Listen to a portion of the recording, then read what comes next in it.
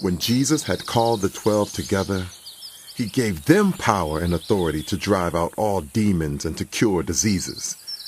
And he sent them out to proclaim the kingdom of God and to heal the sick.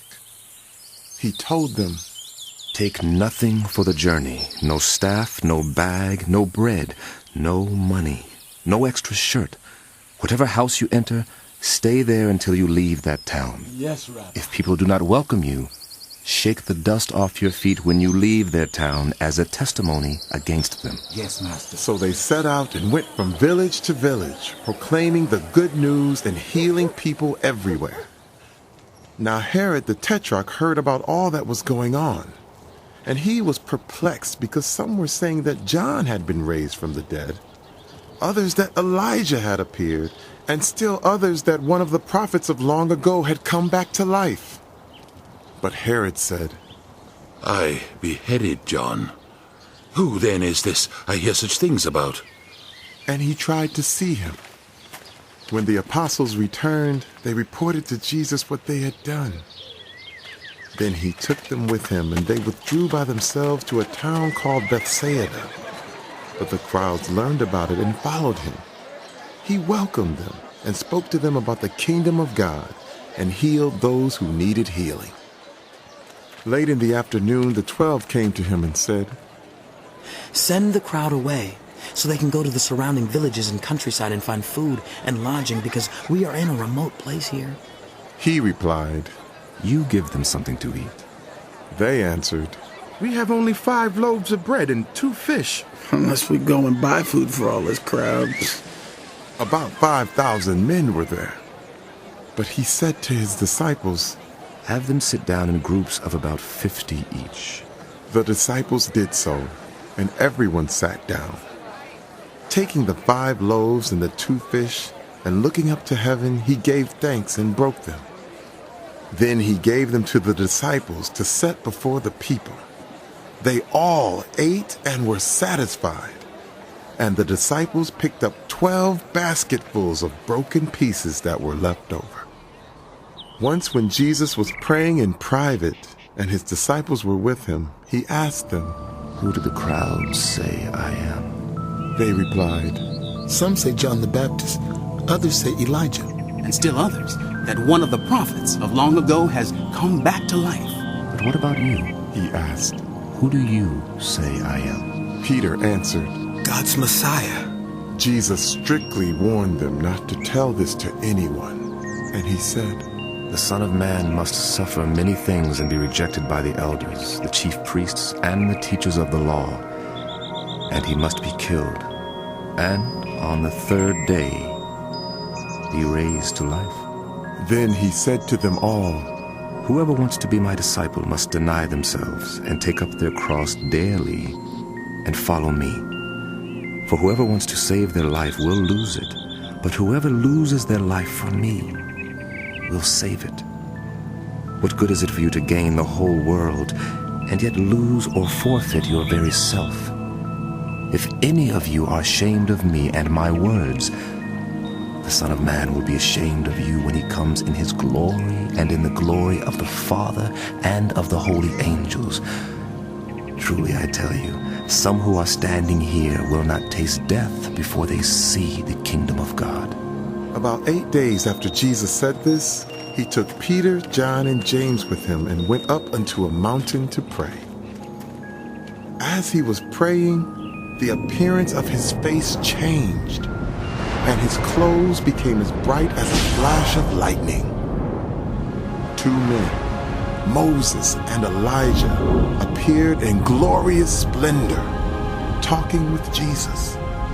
They spoke about his departure, which he was about to bring to fulfillment at Jerusalem. Peter and his companions were very sleepy, but when they became fully awake, they saw his glory and the 2 men standing with him.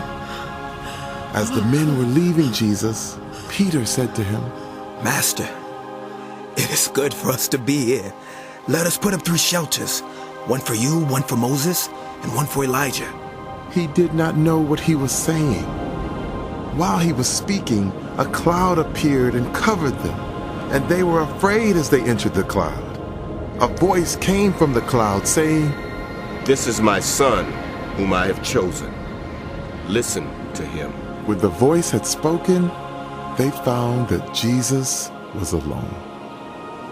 The disciples kept this to themselves and did not tell anyone at that time what they had seen. The next day, when they came down from the mountain, a large crowd met him. A man in the crowd called out, Teacher, I beg you to look at my son, for he is my only child. A spirit seizes him, and he suddenly screams. It throws him into convulsions, so that he foams at the mouth. It scarcely ever leaves him, and is destroying him. I beg your disciples to drive it out, but they could not. Unbelieving and perverse generation, Jesus replied, how long shall I stay with you and put up with you? Bring your son here. Even while the boy was coming, the demon threw him to the ground in a convulsion. But Jesus rebuked the evil spirit, healed the boy, and gave him back to his father. And they were all amazed at the greatness of God. Can you believe? While everyone was marveling at all that Jesus did, he said to his disciples, Listen carefully to what I am about to tell you. The Son of Man is going to be delivered over to human hands. What? But they did not understand what this meant. Peter, what does he mean? It was hidden from them, so that they did not grasp it. And they were afraid to ask him about it. I want to be. An argument started among the disciples as to which one of them would be the greatest. Jesus, knowing their thoughts, took a little child and had him stand beside him. Then he said to them, Whoever welcomes this little child in my name welcomes me. And whoever welcomes me welcomes the one who sent me. For whoever is least among you all is the greatest. Master, said John, we saw someone driving out demons in your name, and we tried to stop him, because he is not one of us. Do not stop him, Jesus said. for whoever is not against you is for you. As the time approached for him to be taken up to heaven, Jesus resolutely set out for Jerusalem. And he sent messengers on ahead, who went into a Samaritan village to get things ready for him. But the people there did not welcome him, because he was heading for Jerusalem. When the disciples James and John saw this, they asked, Lord, do you want us to call fire down from heaven to destroy them? But Jesus turned and rebuked them. Then he and his disciples went to another village. As they were walking along the road, a man said to him, I will follow you wherever you go. Jesus replied, Foxes have holes and birds have nests, but the Son of Man has no place to lay his head. He said to another man, Follow me. Lord, first let me go and bury my father. Jesus said to him, Let the dead bury their own dead, but you go and proclaim the kingdom of God.